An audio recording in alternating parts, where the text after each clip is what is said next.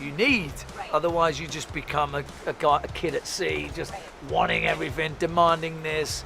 You have to have some structure there. And I always feel that mothers do a better job at that than dads. The action legend, known for his fearless roles and sharp discipline, just made a shocking move with his fortune that made even his closest family cry. After years of building an empire from blockbuster hits and smart investments, Jason Statham revealed something no one expected. His surprising decision about who gets his money and who doesn't has stunned fans around the world. What could drive him to make such an emotional choice? Stay tuned, because the truth will leave you speechless. From Shirebrook streets to the diving board, Jason Statham was born on July 26, 1967 in Shirebrook, a small market town in Derbyshire, England. It was not glamorous, it was not wealthy. It was the kind of place where people worked hard, kept their heads down, and understood that nothing in life came easy.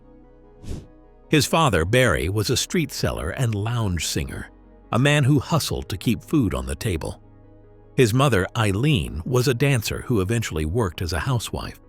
Together they raised Jason and his brother Lee in a home where survival meant resourcefulness, not privilege. From the beginning, Jason was not handed opportunity. He had to create it. As a teenager, he worked alongside his father on market stalls across England, selling everything from fake jewelry to perfume and clothing.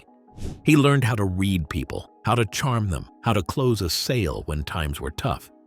He learned that confidence could open doors that money never could.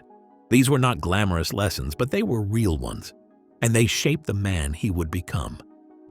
At 11 years old, Jason discovered diving. It was not a casual hobby, it became his obsession. He trained relentlessly, pushing his body to master flips, twists, and aerial control that most could only dream of. By his teenage years, he was good enough to join Britain's national diving squad, where he would train for 12 years.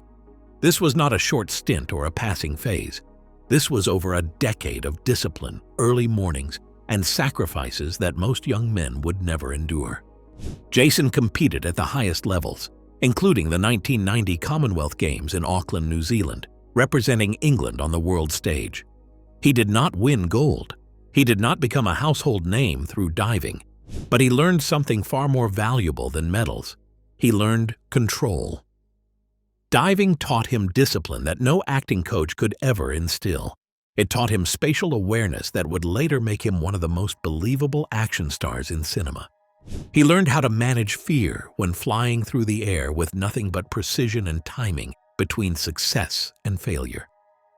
But by his early 20s, Jason knew diving would not pay the bills forever. The sport offered no financial security, no long-term career path for someone without Olympic gold. So he pivoted. He began modeling, taking small gigs wherever he could find them. His rugged, working-class look was not typical of the fashion world, but it caught attention. In 1990, he was scouted by French Connection, a major clothing brand, and became one of their featured models throughout the 1990s. He modeled for years, appearing in campaigns across Europe, building a modest profile in an industry that did not quite know what to do with him. He was not pretty in the traditional sense. He was hard, he was real, and that realness would eventually become his greatest asset. But the breakthrough, the moment that would change everything, was still waiting. And it would come not from a casting director or an agent, but from a chance encounter with a filmmaker who saw in Jason something no one else had noticed yet: raw, undeniable authenticity. The hustler who became an actor. Jason Statham never dreamed of being an actor. He did not grow up watching films and imagining himself on screen. He was not trained at drama school. He had no connections in the industry, no agent pushing his name into rooms where decisions were made. What he had was presence. And in 1998, that presence caught the eye of a young filmmaker named Guy Ritchie. Ritchie was preparing his directorial debut, a gritty British crime comedy called Lock, Stock, and Two Smoking Barrels. He was not looking for polished actors. He was looking for authenticity. He wanted people who felt real, who moved like they had lived the life his characters represented. And when he met Jason, still working as a model, still hustling on the side selling goods at markets, He knew immediately that he had found something rare. Jason was cast as Bacon, a streetwise hustler involved in a botched card game that spirals into chaos. The role was not large, but it did not need to be. Jason brought a calm menace to the screen, a stillness that made every word land with weight. He was not performing. He was simply being himself, a man who understood the streets, who knew how to survive, who carried himself like someone you did not want to cross. The film was a surprise hit. Made on a shoestring budget, it became a cult sensation in the UK and earned critical praise for its sharp dialogue, dark humor, and raw energy. And Jason, despite being a complete unknown, stood out. Audiences and critics alike noted his natural charisma, his effortless tough guy credibility. He had not been acting. He had been living. Guy Ritchie saw that. And when he began work on his follow-up film Snatch, he brought Jason back, this time in a bigger role. In Snatch 2000, Jason played Turkish, a small-time boxing promoter caught in a web of criminals, illegal fights, and stolen diamonds. The film featured Brad Pitt, Benicio del Toro, and Dennis Farina, established stars. But Jason held his own.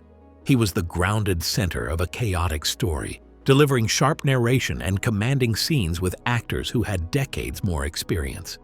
His performance was magnetic. He was not trying to be a movie star, he was just being Jason Statham. And that was enough. Snatch was a commercial and critical success, grossing over $80 million worldwide.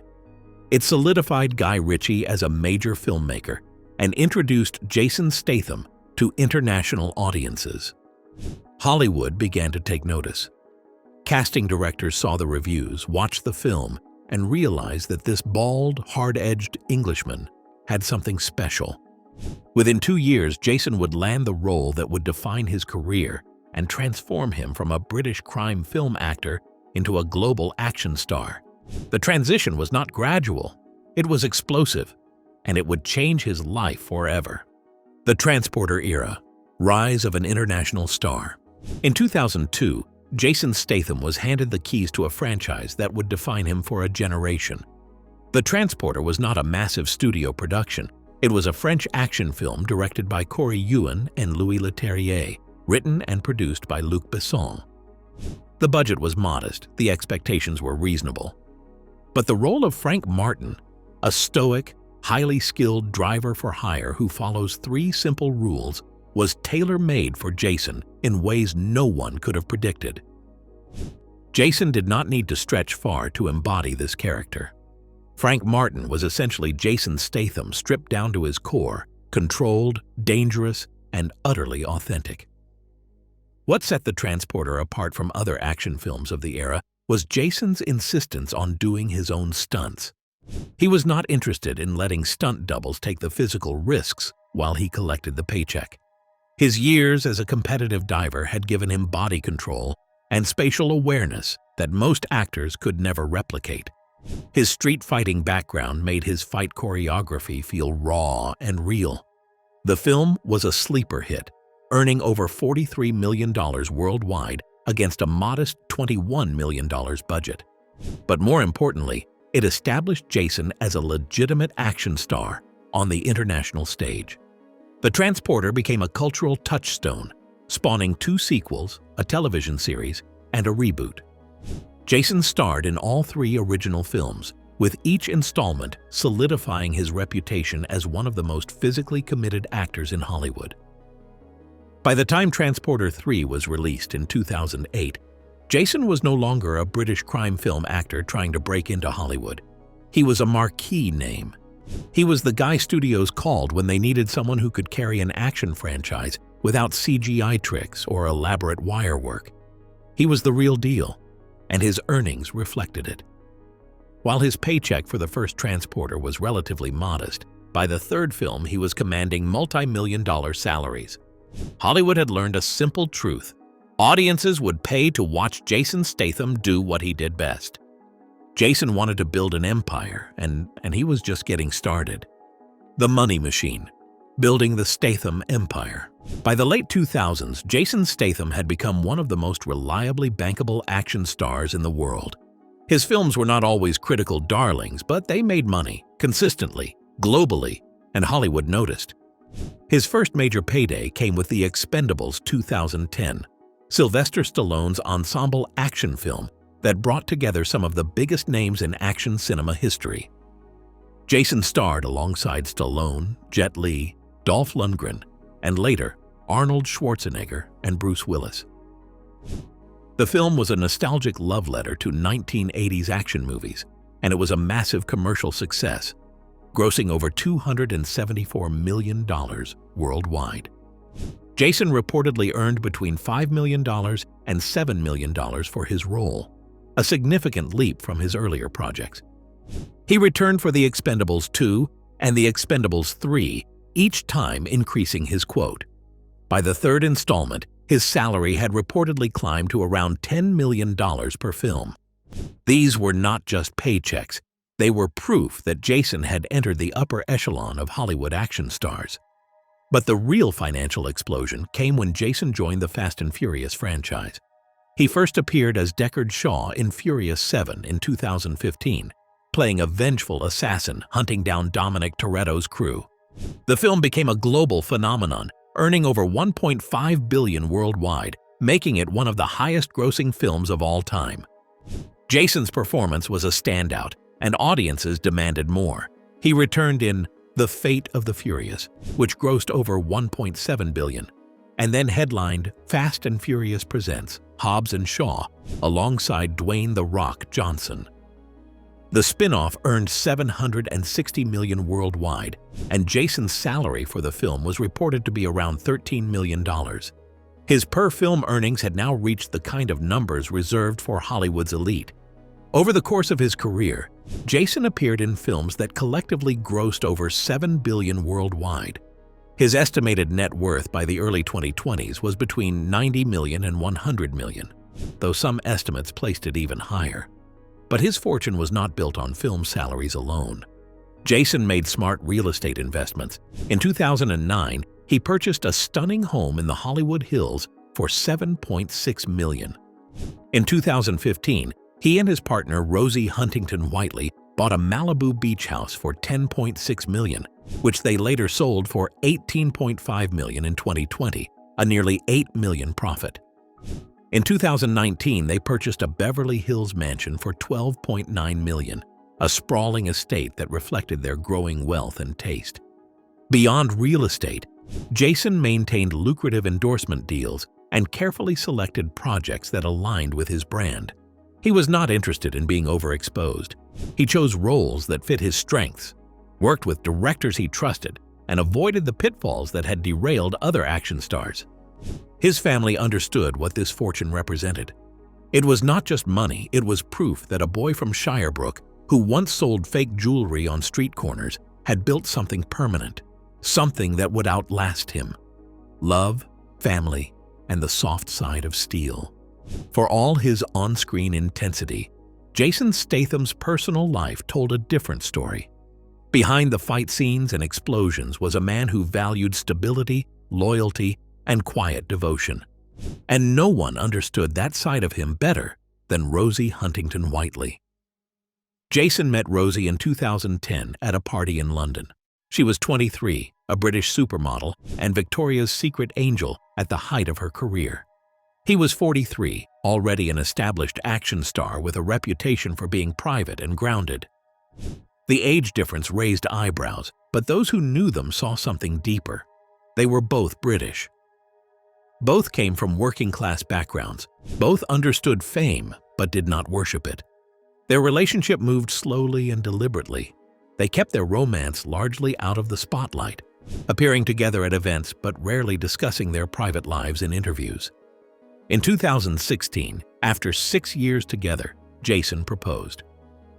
Rosie shared the news on Instagram with a simple photo of her engagement ring, a stunning diamond that reflected Jason's success but not his need for attention.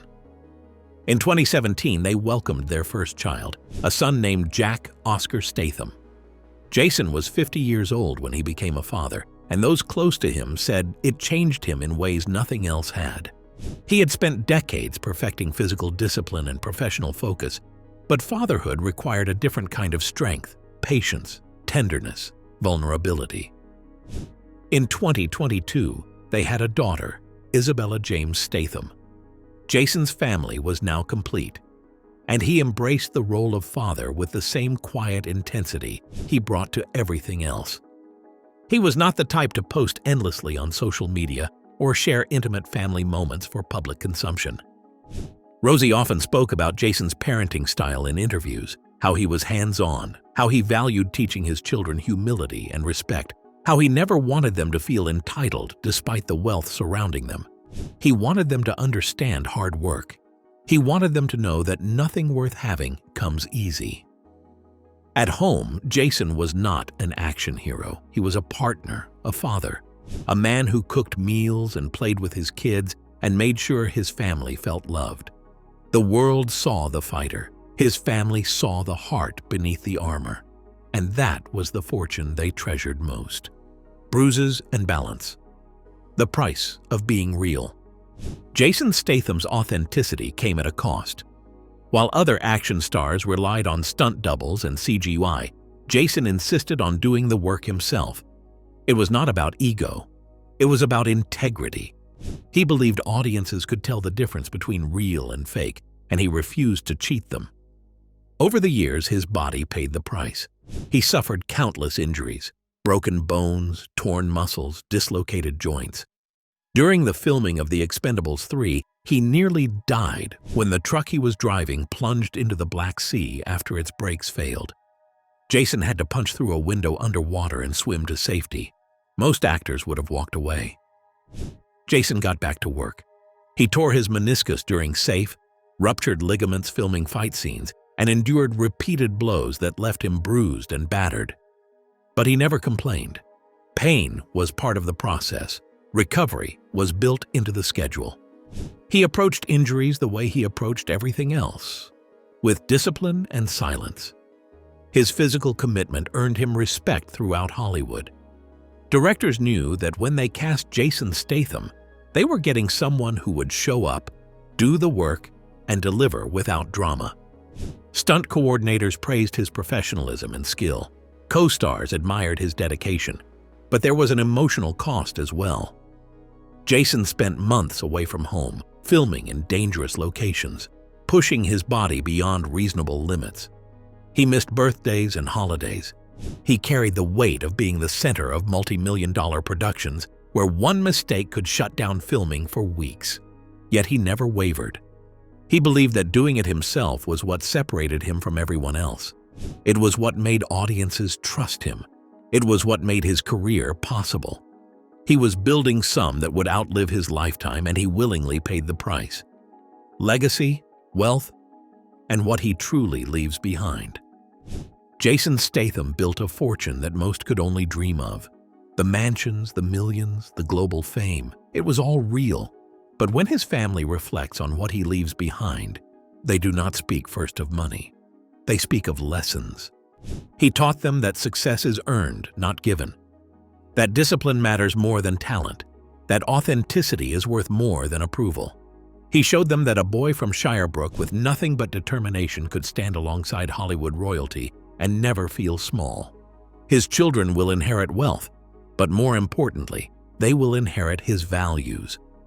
He wanted them to understand hard work, to respect people regardless of status, to never take shortcuts. He wanted them to know that their father was not born into privilege. He built everything from the ground. And if he could do it, so could they. Rosie will carry forward his quiet strength, his loyalty, his refusal to compromise who he was for anyone. She saw the man the world never did, the one who cooked dinner, who read bedtime stories, who valued family above everything else. Jason's legacy is not measured in box office numbers or real estate holdings. It is measured in the lives he touched, the respect he earned, and the example he set. He proved that you do not need to be loud to be powerful. You do not need to beg for attention to be remembered. When his family cries over the fortune he left behind, They cry because they understand what it represents. Not just money, not just success, but a life lived with integrity.